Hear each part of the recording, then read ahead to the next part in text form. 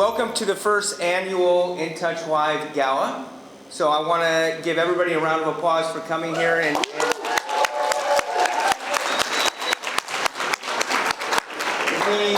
we couldn't have done this without you and the support and benefiting Henny Cancer Below the Belt. You'll hear from them momentarily, but we want to thank everybody and being flexible and switching venues for a variety of reasons and coming to the City Club here. So I want to thank everybody for that. Before we get into the main program, most of you know my daughter from the New York event, and Brooke is going to be a broadcast journalist. She was interviewing you folks in New York and over here. Sports broadcast journalist. Excuse me, sports broadcasting. You got to get it right. And if you didn't hear about her, I would say her experience, she was a victim of cyberbullying, 5th grade, I believe, in 2018. You got that right. And she spoke with Freeman Mathis and Gary and one of the lieutenants that's on the Internet Crimes Against Children Task Force in New York. So Brooke is now sitting on that task force with the Secret Service. And she wants to make a quick announcement, and then we'll get ready for the program. So here's Brooke. Thank you.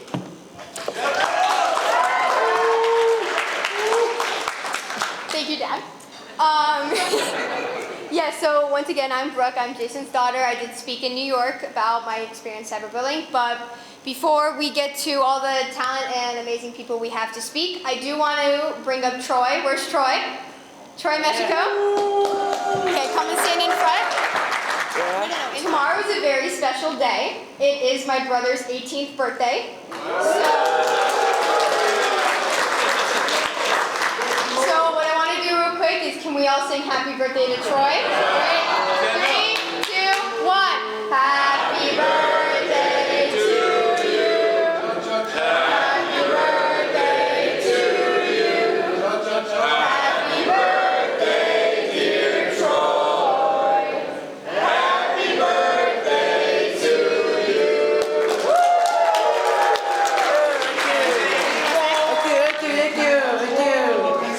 Thank you for your...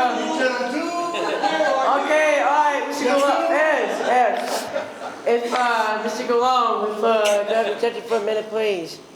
I'd like to say thank you for the kind wishes, and I just want to say I'm glad to be a part of this gala. I'm glad we were able to pull this together despite many setbacks. But hopefully, but besides that, look, I just want to say I'm glad that 2018. Someone an adult. I mean, I've still gotta navigate through life. But you know what? I'm doing everything I can, and I want to say thank you to Mr. Pumpar, for. All right, okay. And thank you. Wrap it up. I want to bring up Aaron and Mindy. They are, Aaron is with Intrust, one of our sponsors and our partners on the broker side that we return Insure Trust. I said, and I want to bring up Mindy. Where is Mindy? From Henny Cancer Below the Belt. Oh, come on up and say a few words. The net proceeds for this event go to Henny Cancer Below the Belt. You still have the QR codes, and you can make a donation, and you can still go ahead and buy raffle tickets. We're having a 50-50 drawing at the end of the night. Thank you.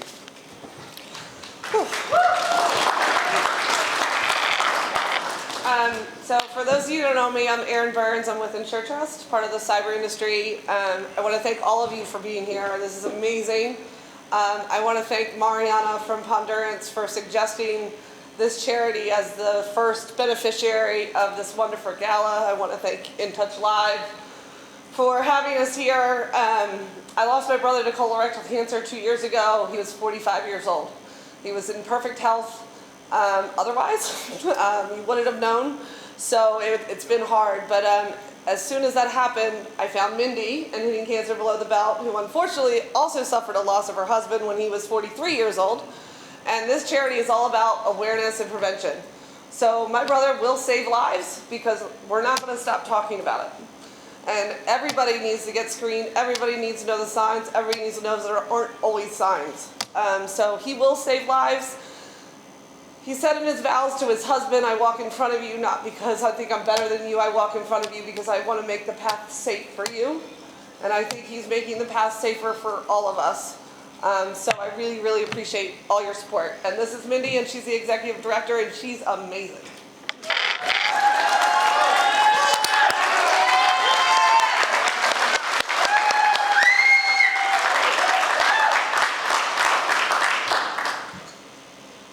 Yeah, I'm not quite sure exactly how to follow all that, but I was going to thank you all as well, and I think Erin did a really amazing job, and I'm going to continue to do that and find you online and continue to thank you for your support this evening. I really, honestly, don't really want to be here. Okay? Why am I here? Because colorectal cancer is the second cancer killer in our country. And men and women. It's 50-50. And yes, women have colons too. The colon, I get that still. I still get that. Women can get colon cancer too. Yes, they can. I say that with a smile. It's your large intestine. It's right before your stool exits through the anus, just by the way. All right. Yeah, exactly. We giggle because nobody wants to talk about it, right? This is why we're here.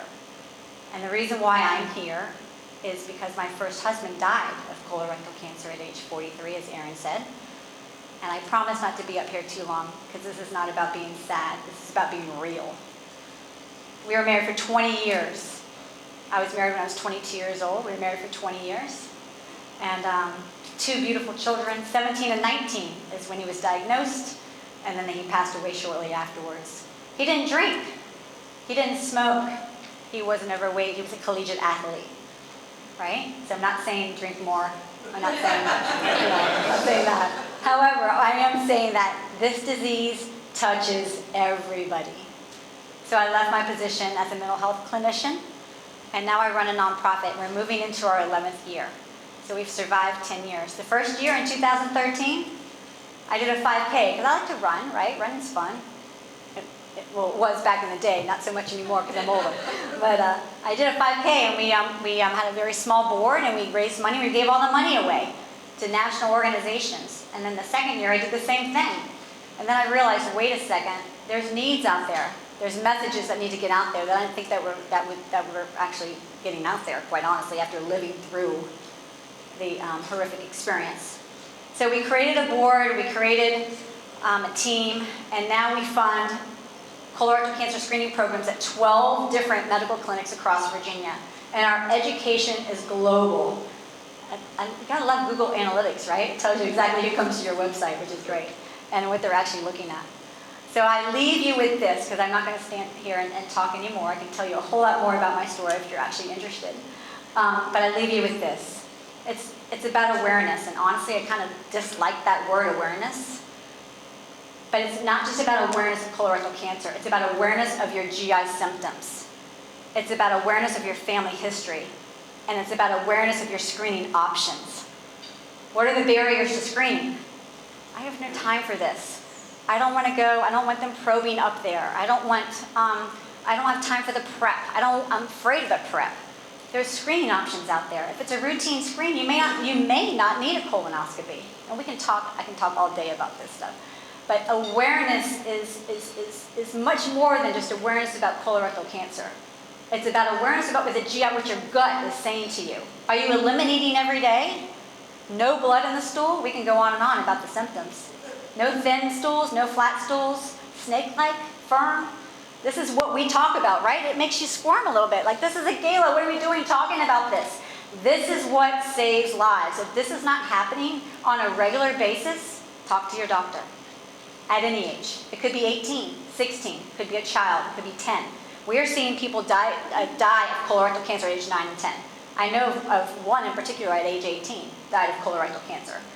Diagnosis is rising in the 20 to 34-year-olds so much that by 2030, there's going to be a 90% increase of colorectal cancer. It will be the #1 cancer killer in our country in 20 and 34-year-olds. So do the math. That's in 6 years. So if you have a 13 or 14-year-old right now, start talking about GI symptoms. Start monitoring, literally monitoring. Like, are they able to eliminate every day? This is really critically important, and this is how we save lives, is these types of messages getting out there, right? And we do this in all kinds of different really fun, entertaining ways, but important ways to educate. So I leave you again, I just said I was going to leave you with this, and I'm still standing here. I leave you with knowing your GI symptoms, paying attention to what your body's telling you, knowing your family history, and knowing your screening options. And 45 is the age for routine screening to begin. You all have insurance, right? So insurance will pay for your routine screen at age 45. But that's the deadline. That's the last time you think about screening. You screen earlier if you have symptoms, a family history. You may have to screen earlier. 45 is the deadline. It's not the time to start talking about screening. So it's a good thing, right, to start paying attention. Enjoy yourselves tonight. I cannot thank you enough for allowing me to actually be here and for the whole organization to benefit from all of your all's hard work and your dedication to actually cancer prevention. Thank you. Thank you, Mindy. You know, we met through Aaron and Insure Trust, and you know, this is our first gala, and I think it's a smashing success. With your help, we can go ahead and raise more money. So if you have the QR codes, Henry, everybody knows Henry Walsh. I'll introduce our staff after the presentation, but Henry's still selling raffle tickets. I don't know if he's in the room. So anyways, really quickly, I want to go over the sponsors, and you know, we have it right over there. Most people think of sponsors of money, and I think of it, and I was telling you know, Special Agent Jack, who's a good friend of mine, I've known him for years, and on our cyber fraud task force. Sponsorships are volunteering, participating, supporting, and so forth. Dollars are great, but without all of our sponsors that are either participating or helping with dollars or just going ahead and being here, we wouldn't have over 130 to 150 people here. So I want to thank everybody, and I just want to read them off really quickly. When I say your names, please stand up or just wave your hand. Everybody at Pondurance. Pondurance is one of intouch's cybersecurity partners on the insurance side. So I want to thank you for your support. Mr. Doug Howard up here, Tyler, Mariana, Frank, all the team at Pondurance. Got Premiums, Mr. Eric Galone. Intouch. All of the collateral and the graphics are from Blue Cap Studios. So that's my wife Deborah, Dave Lacaba. So I want to thank you for your support. Insure Trust, that is Aaron and Sean. Thank you.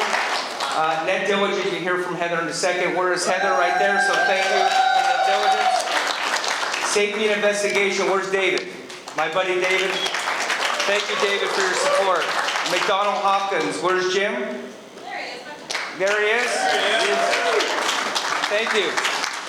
Gen Digital, Jacob, it's right there. Thank you very much. Yeah, thank you. I want to thank the Secret Service. I want to thank the CISA, Cybersecurity Infrastructure Security Agency. I want to thank Department of Homeland Security.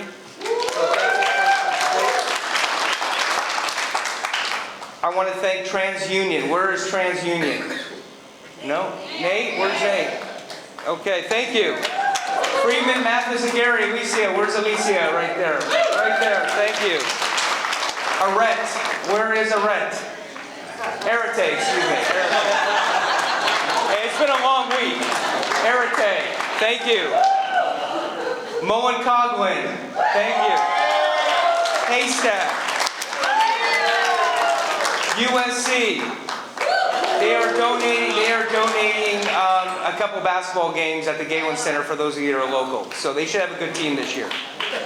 And they don't play Notre Dame either. Booz Allen, thank you very much. Alpha Secure, thank you. DataWise Network, DataWise, the dynamic duo right here. Rotez Law Firm, thank you. Evolver, where's Chip? Thank you. The Beckett Law Firm, where's Jody? Jody, thank you. And CRC, thank you very much. I would like to bring up Baba from New York Life. They're one of our sponsors. Baba, where is Baba? Come on up. He's going to say a few words.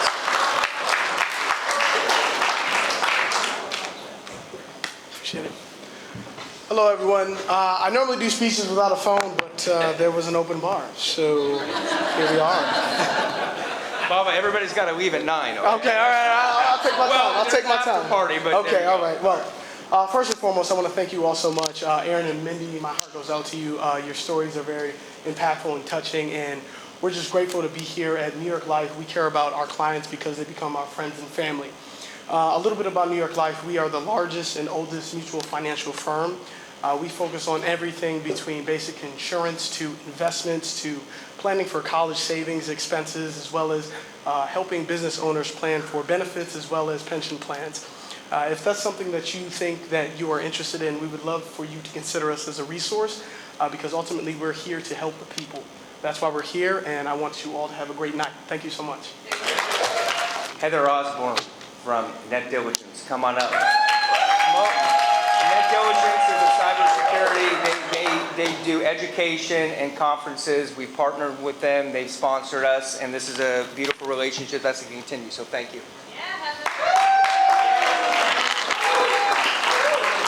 Thank you, Jason, and thank you all for being here. I'm all about community.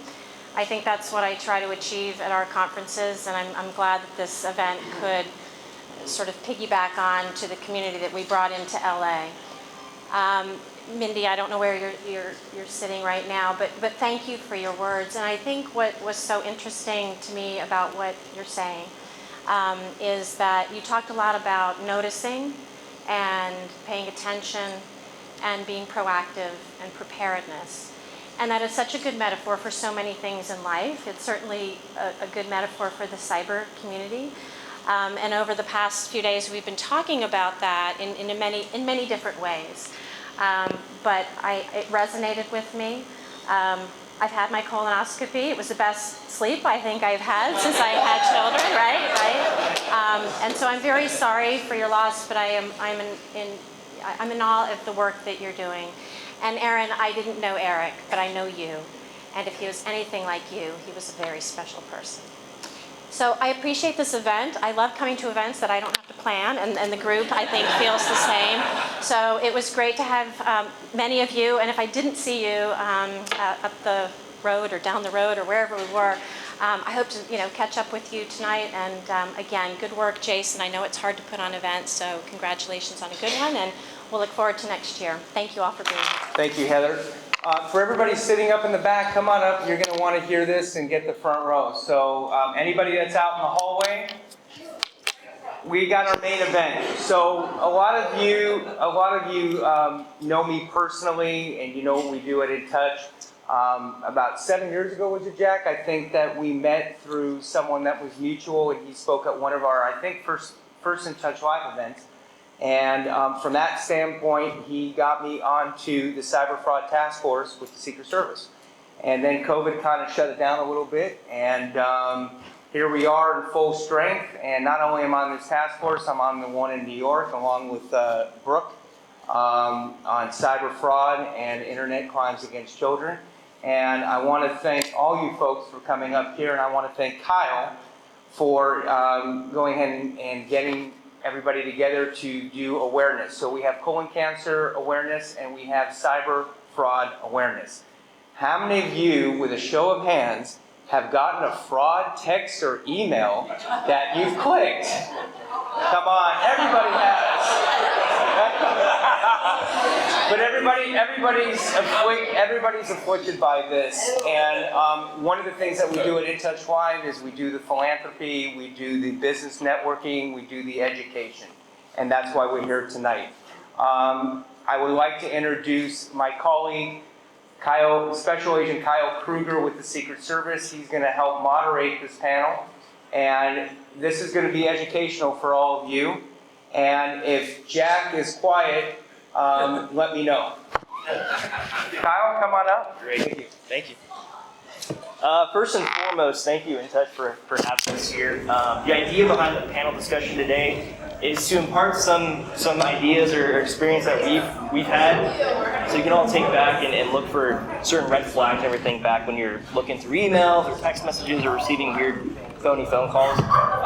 As Jason mentioned, my name is Kyle Kruger. I'm with the Secret Service out of the Los Angeles field office. I've been there for about 5 years. Started off as a special agent, where I was focusing on cybercrime, investigating those crimes. Recently, as of about 2 to 3 months ago, I transitioned over to an analyst role, where now I focus primarily on cyber crimes, or investigating those crimes, and also examining digital evidence as well. So first, we'll go ahead and start by introducing everybody on here. So, Mr. Howard, if you'd like to start. Doug Howard, see you. Jackie Chanan, I'm a special agent for the Secret Service here in LA, also part of the Cyber Fraud Task Force. Jack Gray, special agent for the Secret Service here in Los Angeles, Cyber Fraud Task Force, Digital Evidence Lab, and the Beverly Hills Police Department My name is Eric Brown, a special agent with Homeland Security Investigations of California. I'm Mike Kingsley with DHS. We're everything cyber, so these guys are pretending all over. I got cyber in my name. Great. Well, thank you very much. So I'll go ahead and start off the panel discussion by asking you all if you'd like to discuss any current cyber trends that you all are seeing right now in your world, and maybe, I guess, red flags or things to look for to kind of impart on the audience. So Cicely came out with this previously, but the tech support scams have come up over and over the last few weeks, and it can be simple things. The most frequent one we've seen that gets past most of the security controls, like EDR, managed EDR, et cetera, is associated with downloading a legitimate desktop management tool. In which case, somebody calls and says, you need to download this. This is the tool we use of choice. And at that point, their domain is legitimate. So they connect in. Ultimately, that legitimate domain doesn't set off any of the red flags of the normal tools. And ultimately, they have access to at least one machine and ultimately transverses from there. Most of the investigations that I'm involved in are skimming cases. So the state of California is currently losing about $9 to $10 million a month. And the majority of that loss is happening actually in the county of Los Angeles. I believe it's about $3.5 million as of last month. This is usually happening, usually perpetrated by Romanian nationals that come into the country illegally. They insert skimmers either at ATMs or at point of sales, and they target EBT and EDD cards. So actually that $9 million value is only taking into account EBT. I have seen EDD being compromised just as much as EBT. So the loss is enormous. Once they steal that MagStrike data off of the EDD and EBT cards, they transfer them onto a gift card, and then they go to the ATM and they take out that money. That's what I focus on. So I got a question for you. How many of you have used your credit card at a gas station or an ATM, and then 5 minutes later you're getting a fraud alert from Amex or Visa? Come on, everybody's had it, okay? You can raise your hand. So that, electric, well, no, your credit card, electric card, or a gas station. That's why you should have electric.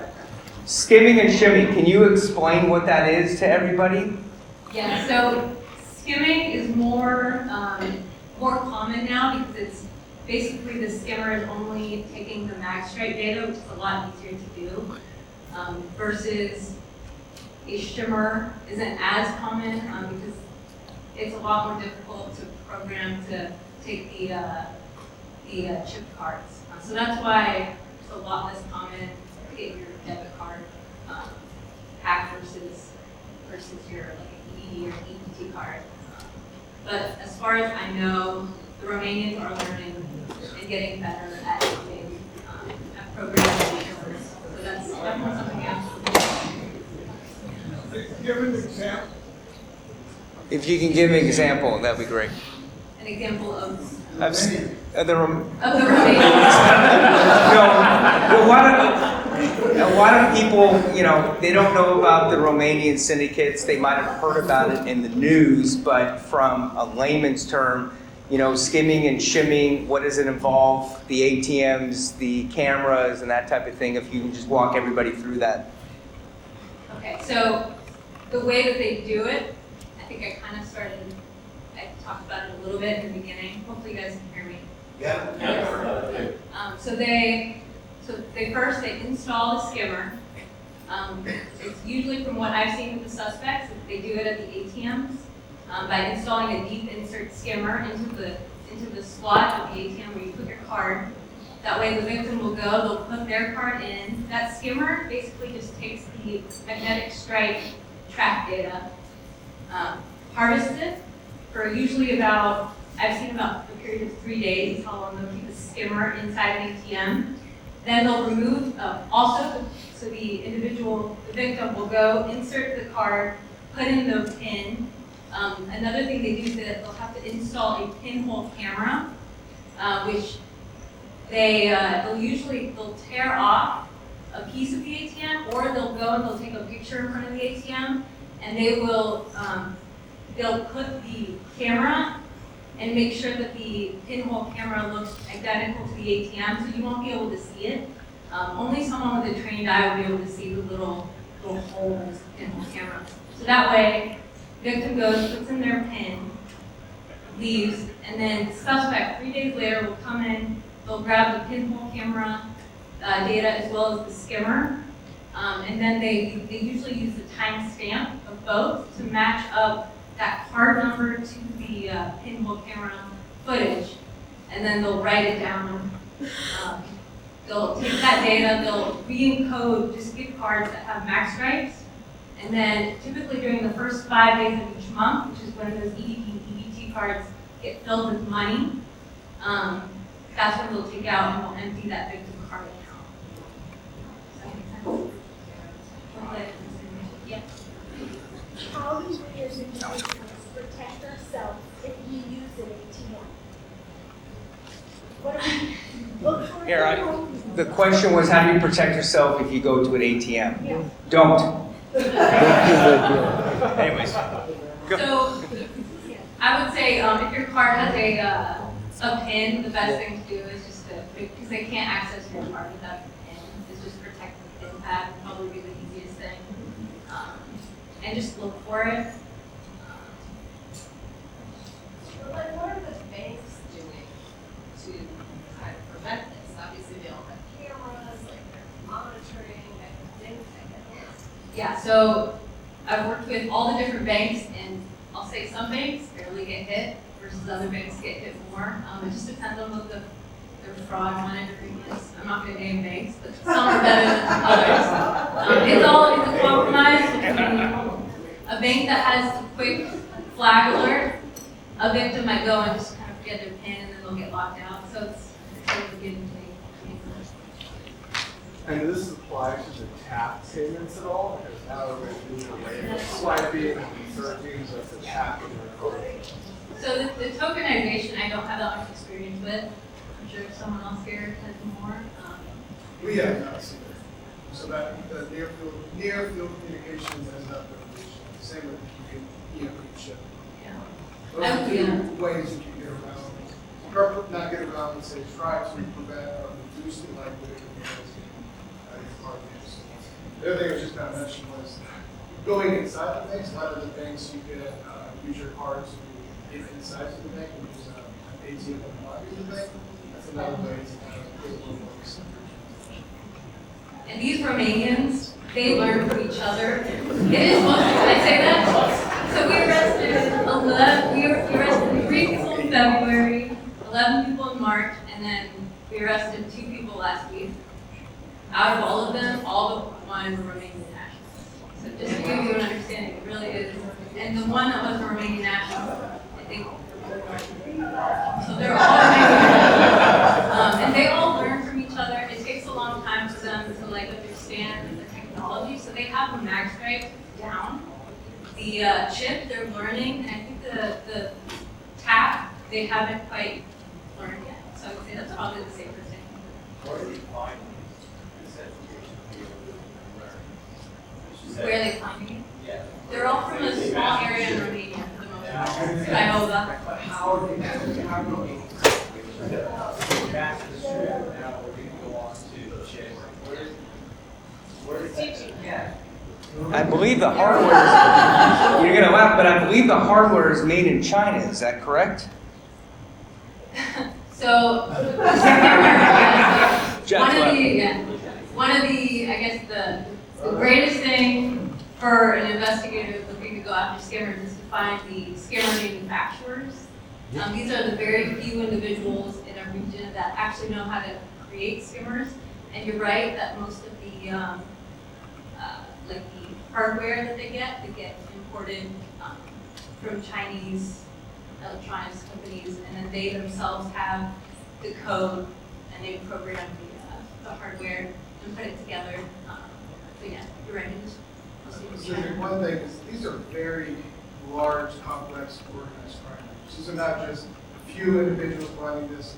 It's very organized. They have a huge infrastructure around the world that's responsible for this. A lot of these parts are manufactured in China, but they are also, some of those parts are imported into the United States. Some of them are brought into Romania, Bulgaria, United Kingdom, all throughout Europe. Manufactured there also, and it's smuggled into the United States. The other aspect is that we see is these are not lawful immigrants coming here. They are all smuggled in, usually through the southwest border, Canada. They use smuggling networks that specialize in this, drug cartels. Anybody they can use to leverage, they come into the United States. So this is a very complex network. They spend a ton of time on engineering these devices to work.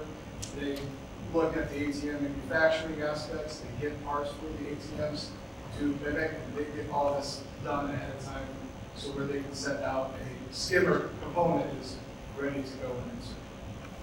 Well, I think it's kind of more of the same, tell what you're saying. All technology that's designed for a purpose and a function and has like a white hat or a proper design purpose can be re-engineered to compromise. And so there are people who would design, like that's their purpose, is to compromise. But they generally know how it's designed and how it works to train this technology. So this works in every bit of technology. It's not just how these guys do this, but like, think about it, in every bit of technology that we use, like there are people who want to compromise that technology. Some technology pays off more than others. So I mean, take this idea that you're talking about and apply it to everything. Don't get paranoid, but just understand, you gotta find security. And that There's goes secure ways to do it. That's why you guys exist, right? It's secure. So what you discussed is bringing into reference supply chain security. Yes. And that would be something for all of you in your businesses. In addition to the other aspects that I work in, are also our cyber threat intelligence officer. So I work with Mike, colleague the guy over there, and also with Mike Kingsley from the HSC stuff. We're working also on threat intelligence that we see coming in at both regional levels, rural threat actors, national. And when we begin to talk about supply chain security, we're talking about a whole other issue of outsourcing our intellectual property or intellectual product. And what are the bad guys basically capitalizing on that? Jack was talking about Romania. You're having groups over there that are former Soviet bloc countries. You also have threat actors that are now working in criminal groups. They used to be intelligence officers that were engineers, and they need money. And this is something they know what they're doing. I mean, it's not, back to Matthew Broderick, for those I know to date myself, but it's not two 14-year-olds sitting in a room eating pizza, drinking Pepsi, or having a couple beers and trying to reverse engineer something. I remember back in the day, we were doing a lot of narcotics investigations. We were coming across BlackBerry devices, and BlackBerry devices were being programmed, being used by a lot of cartels, where they were only able to receive phone calls. You couldn't make calls, you couldn't do anything, and it would give you runners. And I remember doing digital forensics and everything that the level of encryption, what we were seeing state levels. I don't mean like California. We're talking intelligence community groups, former Eastern Bloc, things of that nature. And I remember one case that I was working, and we had a runner, Mule was doing something, and he was trying to take pictures with the phone to text message somebody else. Couldn't figure out what bloody thing to do what it was supposed to be doing. And he gets a phone call on it. And I was working with my college with DA, he gets a phone call on it. And the entities that are talking to him told him, I won't use their vernacular, I'll clean it up a little bit, but told him, look, dummy, you use the phone we gave you the way we told you to. Stop doing what you're doing. So they're monitoring. Okay? So all of this to say, when you talk about criminal position, you talk about criminal act, error, attack, the rest of us, you gotta, it's very complex to work with the internet. And it's not just, you know, the Godfather, go back in the days, you know, hey, you didn't pay me, source network line, ransomware, cyber threat, this is about all my stuff. You know, it's a lot of sheep mouth, and it's a lot of things going on. So these groups are very good. It's not Tony Soprano, you know. It is Tony Soprano, but Tony Soprano used a lot of guys, gals, that know what they're doing to make good strategies. That would be my make sense. Eric, Mike, Michael, throw you in this, drag you in mine. So from the system side,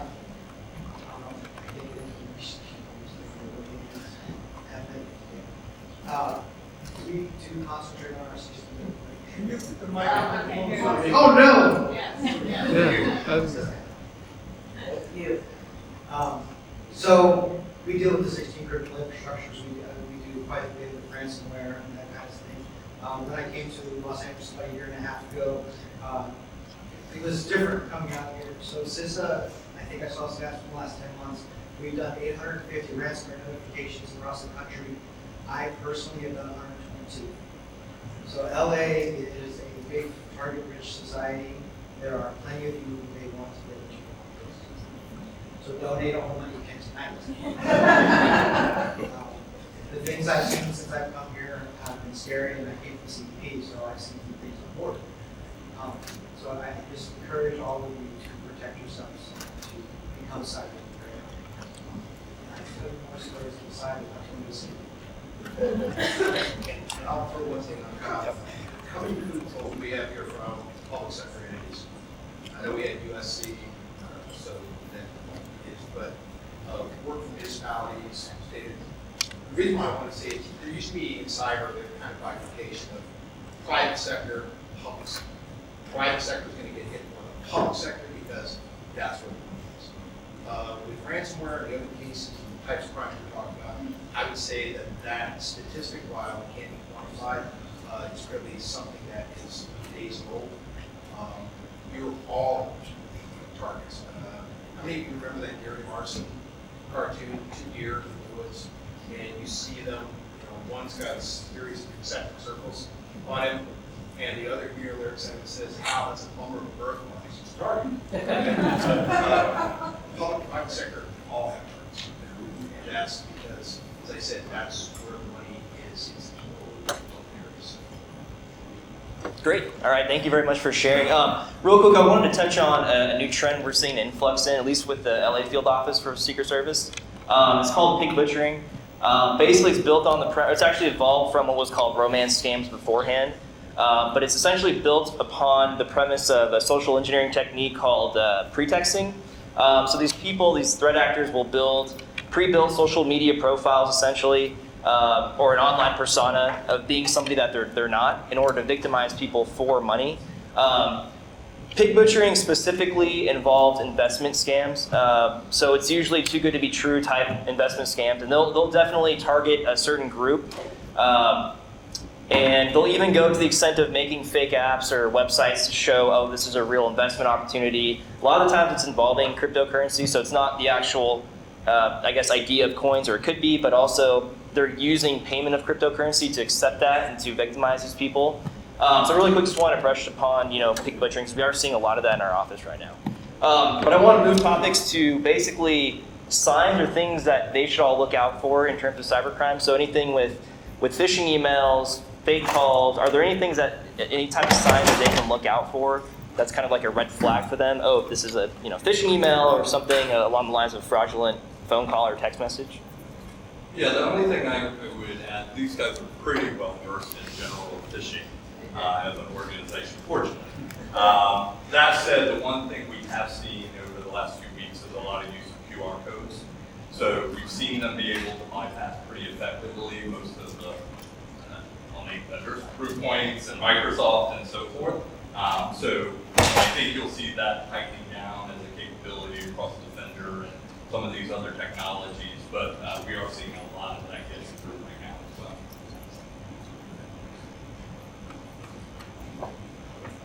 Yeah, I've worked a few pig butchering cases.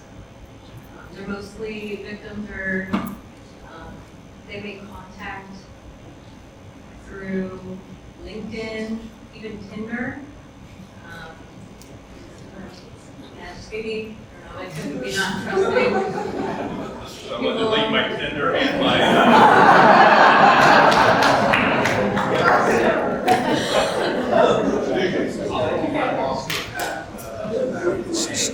One thing that's for all private sector entities I would talk about is your cybersecurity framework and porting that framework that you may have onto those third parties that work with you. If you have a cybersecurity framework to keep your data safe, there is no reason why you should not make that same framework applicable to those partners that manage your data, that access your devices. And not only your data, but your HVAC systems, lighting systems, your remote engineering systems. The reason being is, I apologize to all those who are members of California or other bars, and I'm trying not to say that, you will have litigation issues. If you get breached, somebody's going to come down the road, because they won't find that. They're going to come down the road and go for the idea. We're going to do litigation. And if you did not, it's a very easy standard. What would a reasonable business do? If you have a cybersecurity framework, contractually put that onto other suppliers, other entities that you work with, and make it a holistic approach across the tapestry, rather than just kind of a checkerboard type of approach. One thing I was going to bring up that we're seeing, we were talking about this earlier tonight, was SMS phishing or text message phishing. That's been a large. Eric, if you can bring it closer to you. Yeah. Sure, that's been a large trend. There's been some recent articles about the United States Postal Service. There's a huge trend of text messages going out for package tracking. There's been some research of how people respond to text messages, and compared to email phishing, people don't trust email. Text messages, people really still trust text messaging. And there's an urgency when you get a text, you want to look at it, and you want to respond to it. What we're seeing is some of these text messages are not some random email, crazy email address like they used to be. They are legitimate phone numbers being used to send those text messages. I've gotten 3 in the last 3 weeks saying you have a package somewhere and you just need to complete your. I haven't clicked on it, but I'm getting these texts are they going to stop? I'm getting. The other issue with text messaging, unlike email, where there's a lot of filtering, a lot of rules built into that. There's not a lot of filtering built into your text message. And the carriers are, somewhat responsible. We're trying to work with the phone carriers that won't basically stop that, but right now it's a big vulnerability, especially on the social engineering side. And even with the big butchering, that's been an avenue where it's called a random text. It's really just to generate a conversation with some random person. You get them talking, and all of a sudden we're talking about the latest cryptocurrency investment, talking to people that's investing in cryptocurrency. You guys laugh, but it's really cool, and it works for them. So I had one and I got call this number, you had this money taken out of your account, whatever, blah, blah, blah. So I called the number and he's like, you need to download this and you need to get into this and we're going to fix this. And I said, I'm not doing that. He's like, it's the only way to fix this. I work in cybersecurity. You know, so if you get any of that, just say you work in cybersecurity. If you don't, and they'll let us know. Yeah, absolutely. Exactly. If it's coming from a bank or some other financial institution, Call them directly, you don't have to respond to anything. We got two questions in the back. Go ahead. We got two questions in the back. Go ahead. Obviously not clicking on the downtown something that I want to open to check something, like something, my daughter in college. So you have cross verification. You know you have cross verification. You know you have back. You're also getting text message. You're also getting something coming. So usually what the merchants are trying to do, is notify you via text. It would notify you via text, but we're also a lot of times using email. A lot of times you're using email 3 days away. Hey, your package is 3 days away. Get it, okay? If you suddenly get it, you're not getting it in another text, you're not getting it in another stream. I'd be very. You also have to opt in. You also have to opt in. USPS, correct. So the USPS, specifically opts in under offline services. FedEx, USPS, FedEx. We got a question over there. We should go ahead. We have a bunch of questions. Craig, go ahead. We have a bunch of questions. Craig, go ahead. I think it's actually great there because one of the funniest ones that I've seen with my friends getting hacked from it. Oh, here we go. It's all about fantasy football. Oh, here we go. It's all about fantasy football. It didn't come through both text and email, but through that text, somehow they got an email login and then started moving through the financial accounts there. So even seeing the way they're less emotional or mental state through a fantasy football trade offer can still be. But I think the one thing to remember, people all remember is most of these are have real telephones over. Have real pick up the telephone. Pick up the telephone, like the example you used. Like the example I kept getting texts. I kept getting texts. It was a local shipper.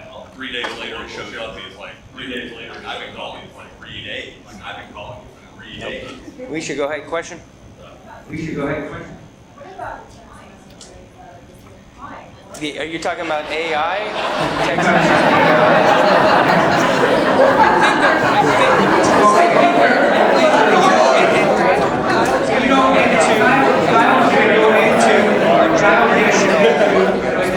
generational scale. At the end of this, my mother, God bless her, she's in the audience right now.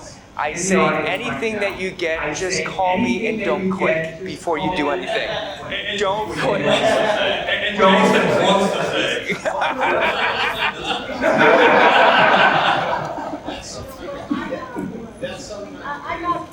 No, go ahead. Go ahead. Can you? We can't speak. Can you stand up? Can you stand up? Stand up, Carol. Wow, that's bad.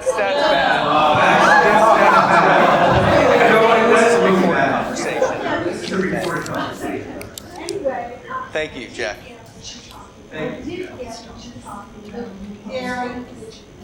Darren, and the telephone number,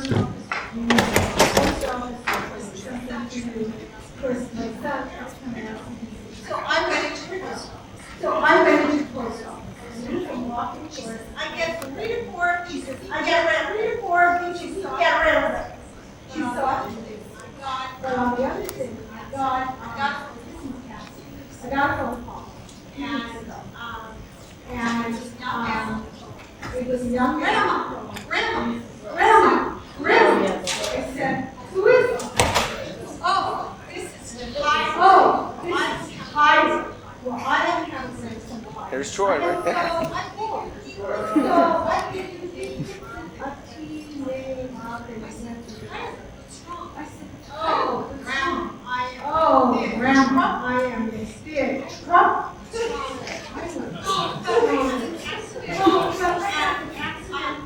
And I need some help. I really need some help. I said, oh, yes.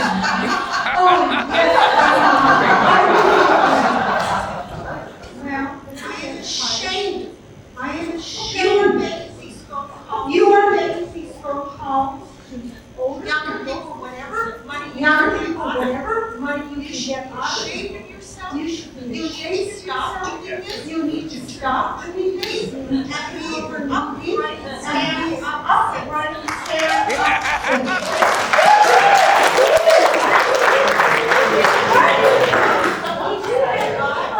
Get a better provide.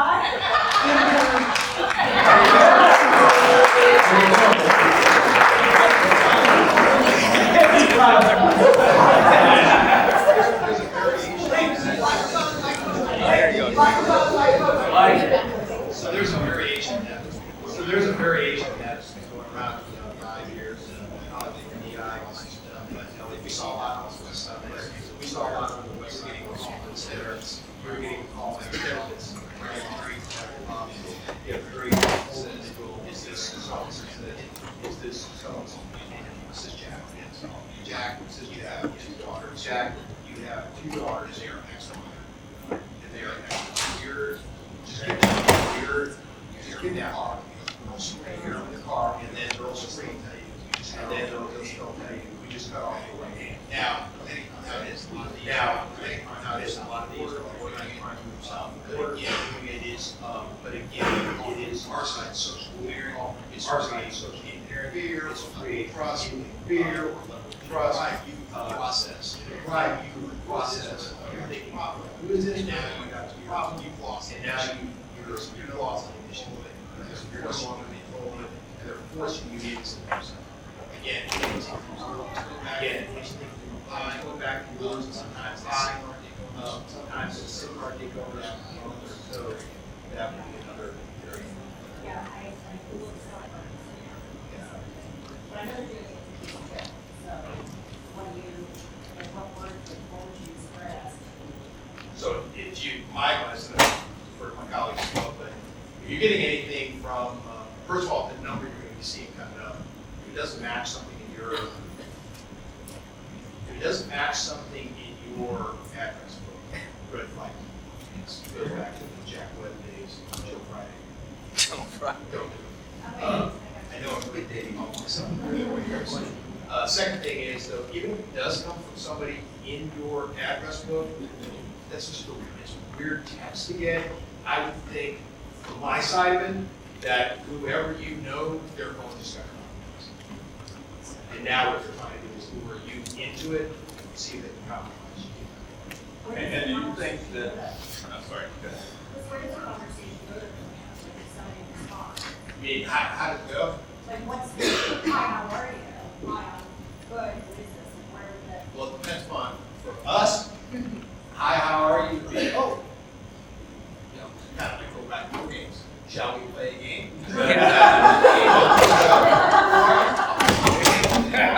Okay.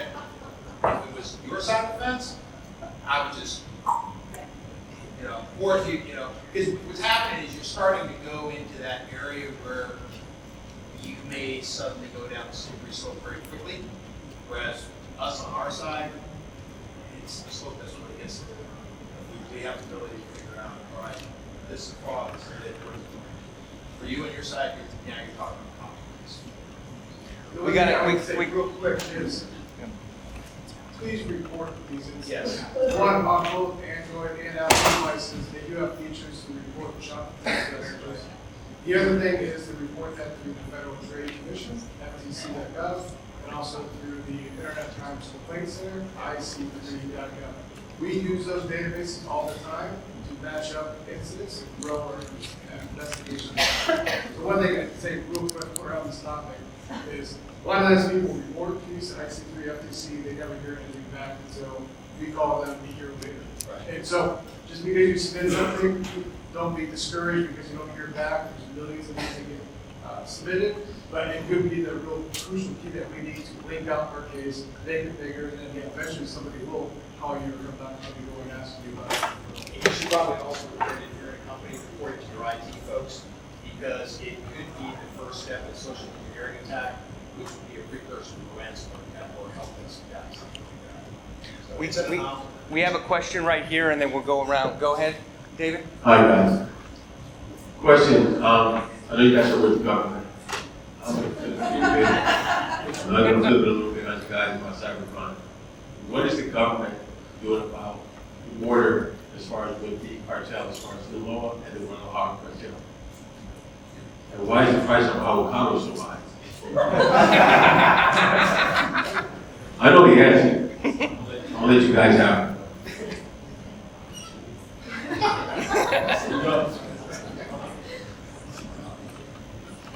I don't know how to really answer that without getting, deep or getting political. I don't want to get too. I like it.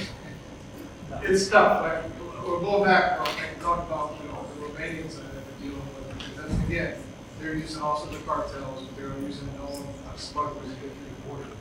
It's difficult because not only do we have the smuggling routes, but also once they're here, they pretty much have to getting them out of there.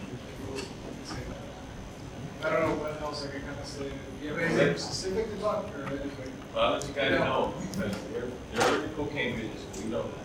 You guys know that, right? But they're also they got really good ranches in both those cities. So they're in the hospitality business. So now they're transporting their stuff through avocado. Yes, sir. Okay. Who else has a question? And it's avocado. What? Go ahead. Go up. Next to Chip, right there. Avocado. Have you seen an increase in generative AI scams where people are spoofing someone's voices or spoofing their likeness? Because I think the technology now is pretty advanced. We can mimic someone's voice pretty easily. It's hot romance scams, hot romance scams, what we call romance scams. I've had a bunch of cases where you're thinking you're talking to someone, it's actually taking a YouTube video. I had a victim that was victim of a romance scam, thought that they were having a relationship with a baby apple. So that was not a baby apple. I mean, the video being used was an honest to goodness baby apple, but they did voiceover, and it was the same video going to the same person every week, but it was just talk over. And the victim, unfortunately, thought gave a lot of money away. Unfortunately, thought they were talking to the apple during this person being employed overseas. That's it was just very, yes, deep fakes are events. But I would also, like in our day-to-day lives as well, like I play with some of the AI, so it can replicate your voice pretty easily, especially if it has a good sample. Now imagine that we leave this conference tonight and I call Frank, right, our CFO, and say, you know, well, he presumes it's me, but here's my voice, give you my telephone number, whatever it may be, the hotel, and say, hey, Jason short $5,000, please send it over, you know, if you can right now. Things of that sort are the ones where we see tech support, where we see wire transfers, different things like that, and eventually probably get the power of AI, Zoom, and those types of things as well. I mean, we already see that those types of things on Instagram. Yeah, I think, would you agree on safe words with your family if on the AI side? Like that's what we have. So we have a safe word, like if they, you know, I think Troy just left the room, but like Troy, I hear Troy's voice, oh, I'm in an accident, I need money, blah, blah, whatever it is. I just say, okay, Troy, tell me your safe word. And the bad guy's gone. It's gone. Or you hang up and call him back and so forth. Kevin, go ahead. So we're going into data theft, we're very close to it. In this meta conversation, so I was going to say this question. I know in New York we talked to on the Institute of explaining how ransomware has kind of been the crime of passion or their go-to kind of primary source of income, but we're starting to see it shift to data theft. So the idea of being proactive to data theft, like what are safe words related, what are some related, what are business related, what are some proactive steps we can do, or maybe the reactive steps we can do, when we come to realize that data theft, like, you know, threat actors come at us, you know, looking for these data theft, what are some of the precursors we can be looking for? Yeah, I wouldn't say the precursor as much as the response. And again, I will go back to the most simple thing. If Frank, our CFO, called me or vice versa, the first thing I would do if I had any suspicion, not his telephone number, because I don't think Frank or any of my team members call me from any number other than their cell phone, would be, let me call you right now. And you've killed it right then and there. So there's lots of precursor things companies can do. You know, I've seen companies even do, you know, instead of safe word, the equivalent of multi-factor authentication on passwords, right? I mean, on safe word scenarios as well. We have as clients in SOC, for example, they have to tell us. There could be 50 IT people that could call us at any given time. So you have particular words that you use for exchange. And by the way, it should be bi-directional too, as well. You want to get another question going? Yep. Okay, cool. You might need the mic. Thank you very much. So for the next discussion topic, wanted to pose the question of Where do you all think that on a global scale, cyber crime and fraud is going? So taking into account all the trends and everything we've talked about, maybe if you can see anything not being completely gone, but are there any other types of crimes, cyber crimes, that you think are evolving and that may be the next thing in the future? Yeah, I think, and this is unfortunate, if you went back a few years, there were changes because of COVID that drove the ability for cybercrime to evolve. AI, obviously, the new equation in this, and we still have not figured out at large scale to be able to remove the human element out of this. And so, unfortunately, and fortunately, next generations are coming out with, using cell phones as the primary communication and so forth. They have not been trained as well. So I would argue still there's an opportunity, a huge opportunity for all of us in the industry to come together and really help all the way from not just high school, because that tends to be where some of the awareness happens, but all the way from K1 up, because that is our opportunity as an industry to improve, and I think they bring it home too. They bring home lots of stuff to benefit all the parents as well.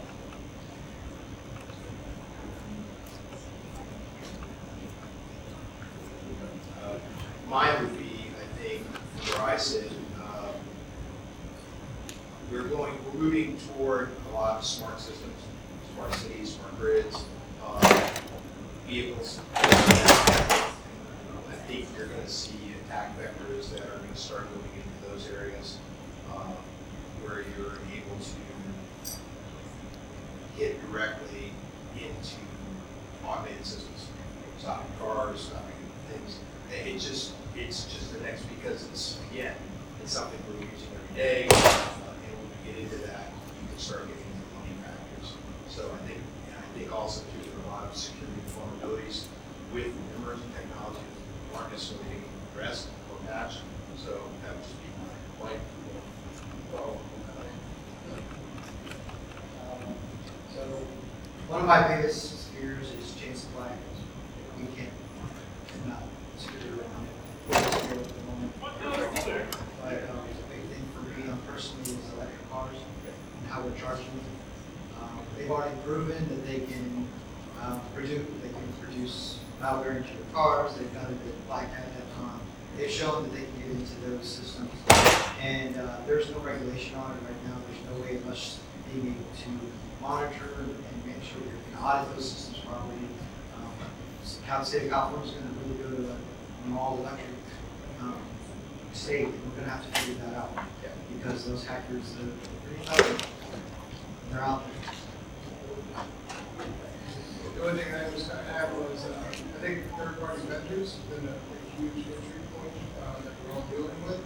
And I think a lot of the companies have just blindly trusted these third-party vendors, but I think there needs to be a rigorous assessment of these contracts that your company's entering into, sharing data with this company. The company has any kind of access to your network. Let me answer. Oh, yeah. I do have a general question. Thank you. DJ Carlisle with Elvis here. First off, thank you guys for all of your time tonight. So when we were losing, probably in 2020, maybe $1 million, multiple millions of dollars a month to, let's just say a gang like Evil Core, Russian-based hacking syndicate. My chief underwriting officer and I, at my previous job, were talking about, how do we stop this? And we're like, I wish we could drone strike them. So obviously we can't do that. But my question is, what are we doing at the federal level to deter foreign-based hacking syndicates, especially in countries where we don't have extradition cooperation, from targeting U.S.-based businesses and governmental entities? So I'm not on the nerd. And we have drone strikes. But I am on the FBI task force, and I can point just recently to their pipeline. Right? They took it down. We were there the day that they did it. It was an amazing thing. It's very unique. If you don't know what I'm talking about, please look it up. The FBI out of LA did an amazing job bringing those guys down. We are out there, we are CISA, NSA, Secret Service, FBI. We are taking it to them. We are working with our international partners. You may not always see it, but that can be a good thing on its own too. We are hitting them. We're doing the best we can. There are a lot of regulations, rules, laws that we have to adhere to that they don't. That's what we are as American people. Right? So we need to follow the rules. But we are out there. We are hitting them off, and we are doing things to take away their funds. There is a large international cooperation satellite. That is one nice thing that you can see. We are working together with foreign partners all the time. The other thing is we're trying to hit that financially, and then we got to ask them what we do that we can usually with cryptocurrency.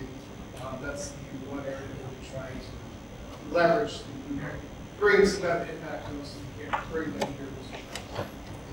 From the Secret Service side, Jackie, she did overseas, myself.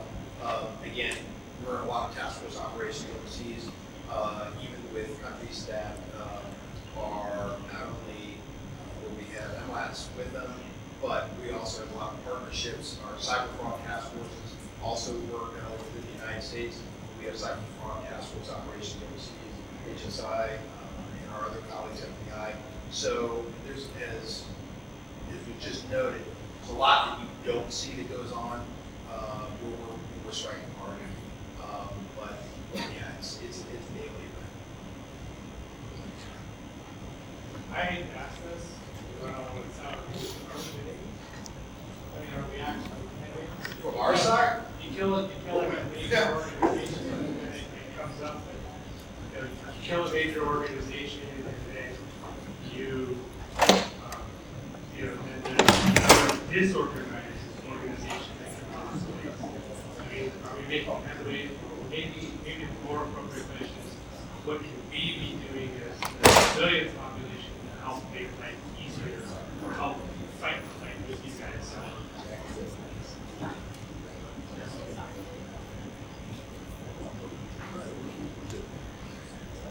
Sorry, I know that's Oh, go ahead. Back there. What about the electric car issue? Are you saying that you can't actually hack the car and get access to personal information out of the car? Or I'm sorry, say what? Yeah, what is the issue with electric cars? I'm sorry. What's the issue with electric cars and what information did a hacker? What could it do? Is it more about damaging the car, getting your personal information? What is this? So let me ask you the first question. So Mike and I in college, Mike's talking about the power of the vehicle. So you can compromise the charging station. That's a problem. So that's malware. Public charging. Mostly, yes. Today. Google Flash.com. You can find what they do with it, right? Electrical stations are electrical stations. It's a kind of transfer of information based on the rights. But read the white papers out there. They get pretty technical. Is the fear to get your personal information out of your car, or is somebody going to steal your car? What is the fear? So I'm just going to say hackers are intelligent. Think like a video game. Let me tell you, these guys have ideas I've never even thought about sometimes when I see the things that they do, the loud movements.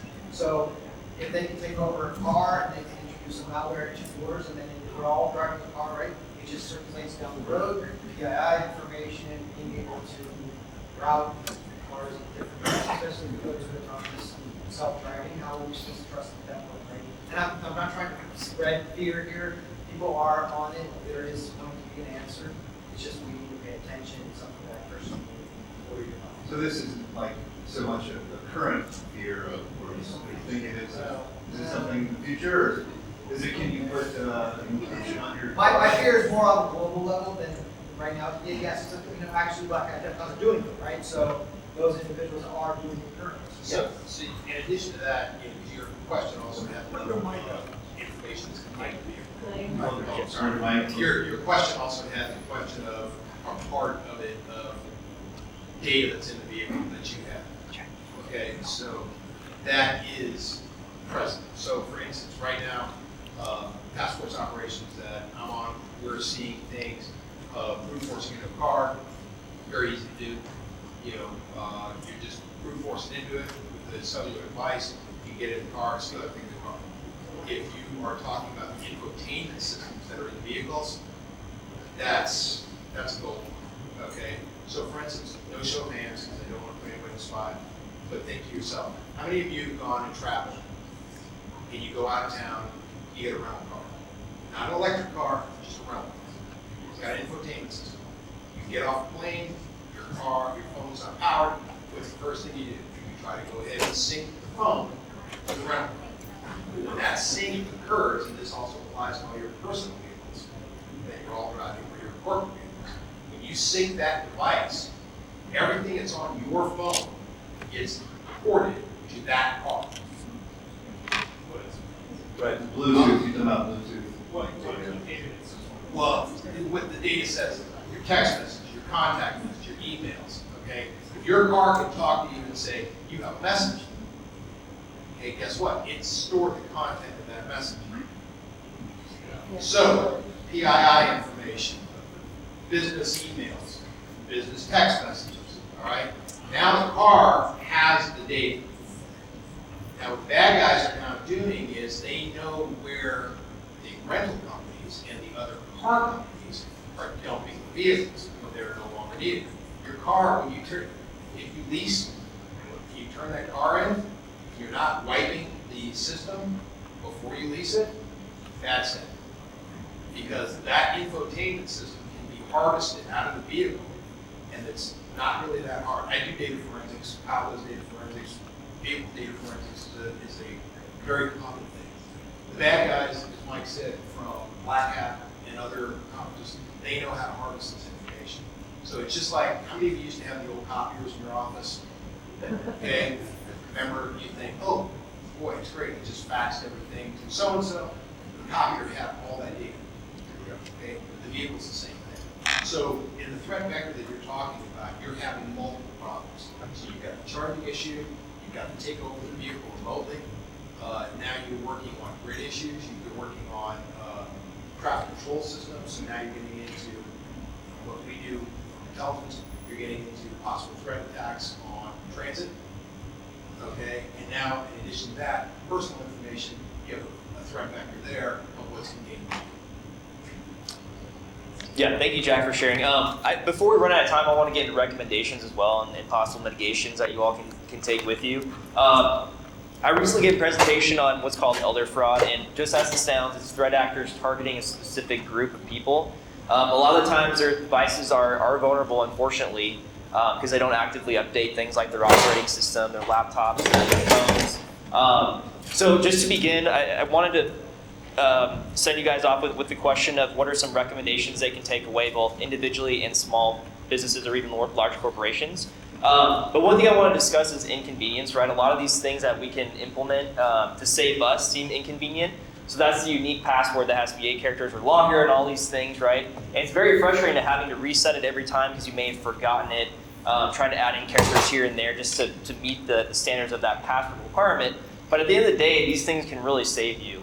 Another quick thing too is multi-factor authentication. I think it was mentioned earlier. But yeah, it's another step in the process you have to take in order to authenticate yourself and maybe get into your bank account or whatever account you're getting into. But take the time. It could take a few minutes more than it needs to be, but at the end of the day, it's going to save you in the long run from getting compromised. And again, make sure that all of your operating systems are all updated. Believe it or not, a lot of the operating systems can reach end of life, meaning they aren't supported anymore. There's lots of vulnerabilities, so make sure you're always on top of those things. So want to pose that to the group as well. Are there any recommendations or mitigation steps that you can take to avoid being compromised?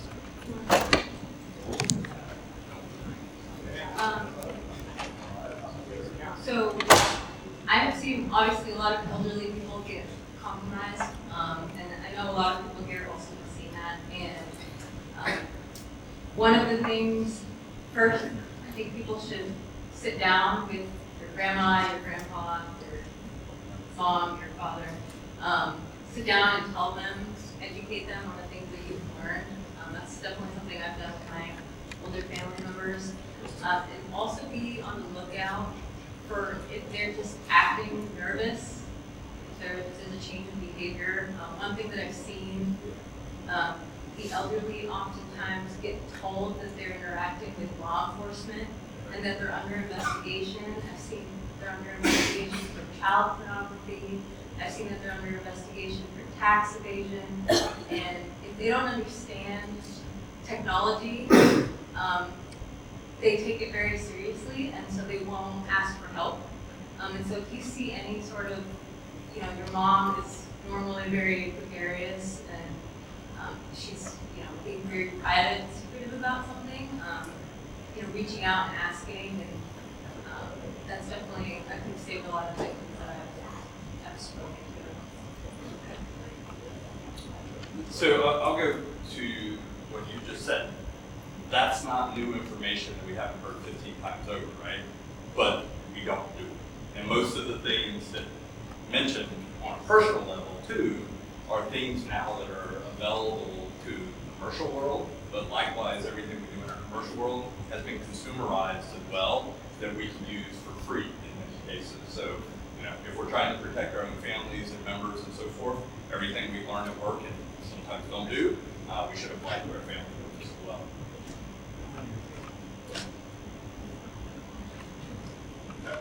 I have two issues I'll bring up. One is the social engineering side is not going to go away anywhere. Again, it comes down to most times they're creating some kind of urgency where they want a quick response. And so my recommendation is always slow it down. There's not going to be that urgency. It's usually the stressors where you just slow it down. The other thing was like the same with that with the trust but verify. I talked about like the third-party vendors and the data breaches coming in that way, but a lot of these smaller businesses that we run into when we're doing incident response, and there's one guy, maybe full-time, maybe even a part-time guy handling the IT for the company, or maybe they have a small IT company that they brought in to help them with IT. To also verify that your IT person, to bring in somebody to audit your company, your IT side, to make sure everything is going right. Because if it's just one person, they can't handle it all. It's nice to have somebody come in, audit that, find any vulnerabilities or weaknesses, so you can that would be my recommendation. All great things. I'm going to go in the opposite direction, talk about our children. I work with the LAUSD, the CIO, and the assistant that they just hired, to make sure that the awareness of the kids are out there. LAUSD, as some of you know, got hit about a year ago. Major ransomware attack. It was huge. I worked with them very closely to get their IT back up and running and get them into a good spot. The one thing I want to say to everybody here is we need to talk to our children too. We don't know what they're doing through their Xboxes, their phones, they're streaming, they're doing things that a lot of us really don't understand, don't know, and that can introduce vulnerabilities into our home, right? That can actually hit us on the side because we don't know what they're downloading, we don't know what they're doing. So be proactive in your education with them on their cyber side so that you know what they're doing and how you can help them those intrusions. Sir, quick question. Is it true that the FBI or the federal government will ever contact you via text? Any kind of communication? Did the FBI ever send you an email? Yeah. I have no reason to contact you. No, I'm just saying, but it's a general thing. I mean, I'm actually an investigator myself in private practice.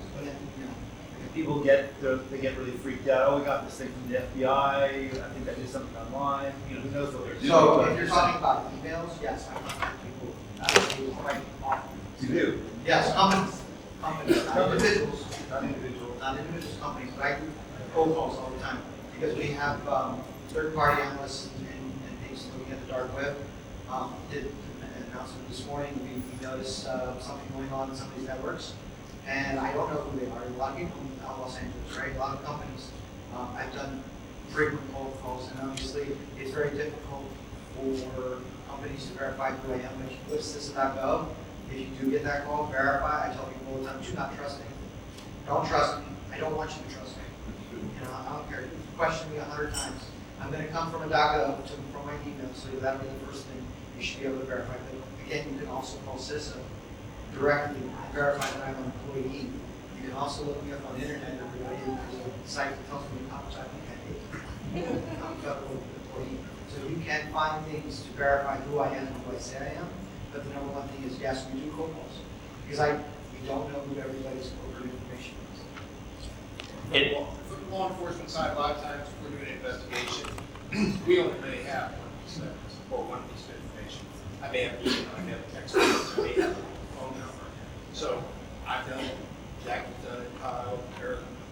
As investigators, we've all, we'll cold call people. But we always say, hey, this is who I am, this is what it is, conduct an investigation. Please verify. If you want to verify me, please do so. Here's the number for our field office. You can go ahead and call them, and then we also invite you to come down, talk with us, and we'll come out to you.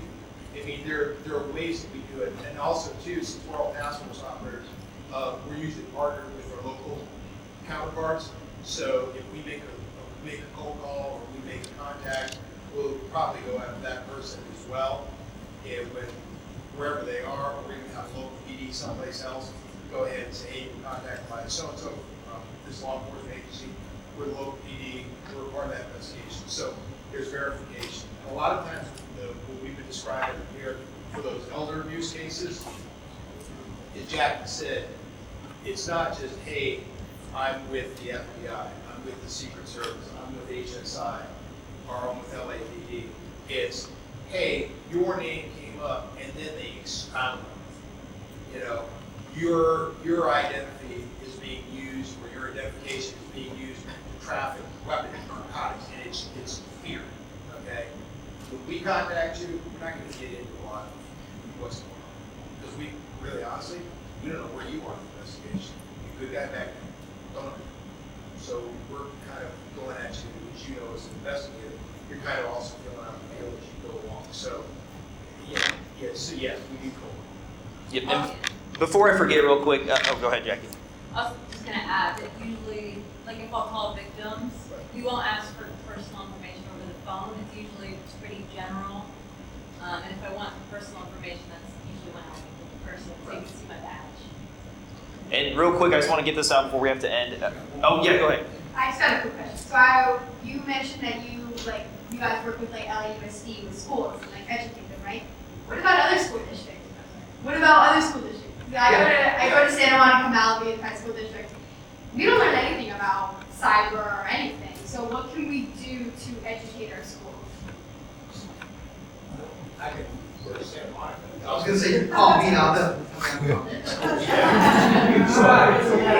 We've tried. Yeah, so Mike from the season side, also too, for us, for our task force, we have partnerships with all the police departments here. So if you're in a school district, like I know I sit on the West Side Task Force Operation, my partner is Culver City, Santa Monica, Beverly Hills. We're all sitting in the same field, okay? But we're in the same shop. So if something, and I know we do a lot of operations with Santa Monica, things in businesses, things like that. If it is something, go to your local police department, you can ask them, we'll come out, we'll have you with Mike and the others before you call Mike. So yeah. If you do become victimized by cybercrime, you want to answer? I was just going to tell the FBI some good luck. Yeah, they're great.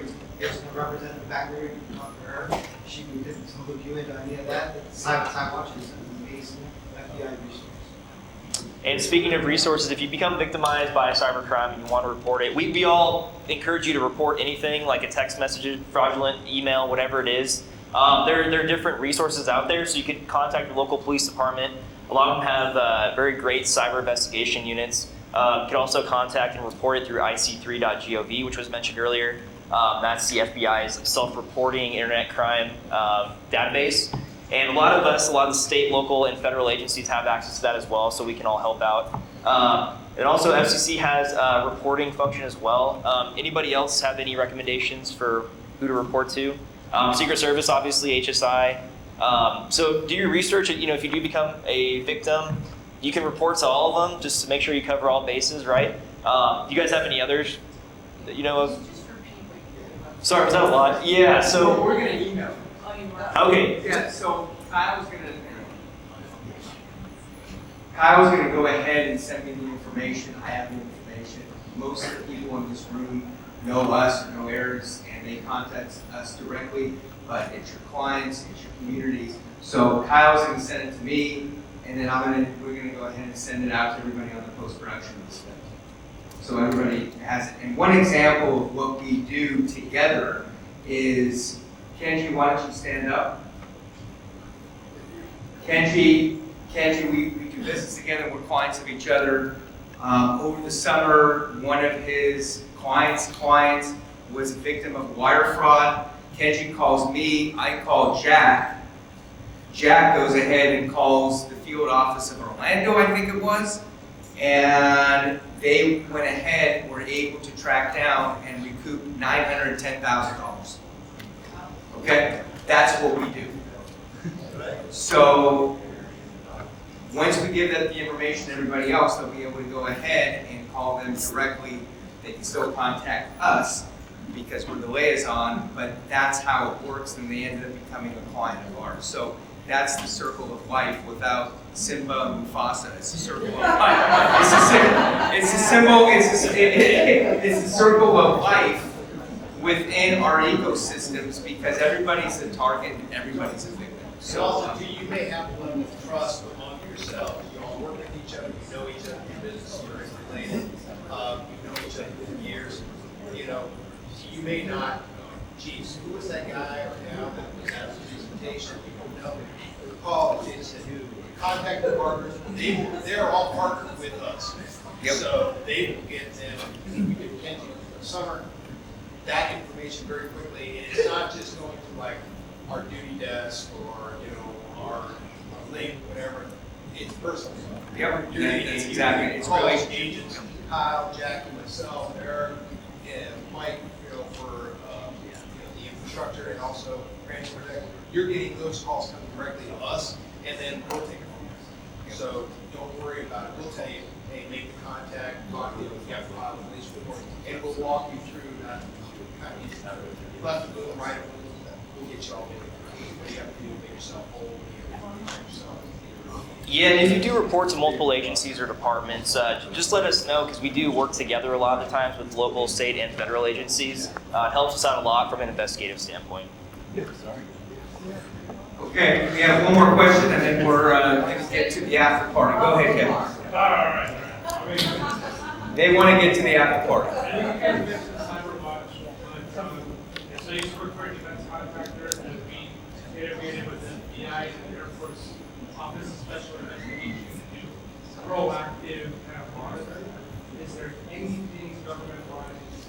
I know there's a lot of laws and regulations about how you interact with defense contractors or private business. Is there any kind of services out there that help us really proactively protect ourselves and be monitoring? That's a Michael question. Yeah,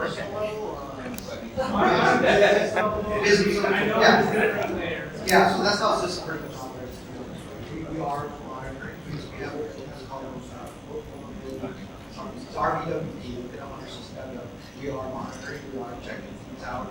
We are working with companies as well to monitor so that we can do what's called cyber hygiene. So we can monitor your systems proactively through yourselves. Get a hold of information, you sign up, I can fill out, we do what's called cyber protector visit, and I go through and we just basically just talk, and we can say what kind of services we have to help out the American public. So we will go ahead and provide that on the post-production of this event so everybody has that. Without further ado, I want to thank everybody on this panel. I mean, we can be here.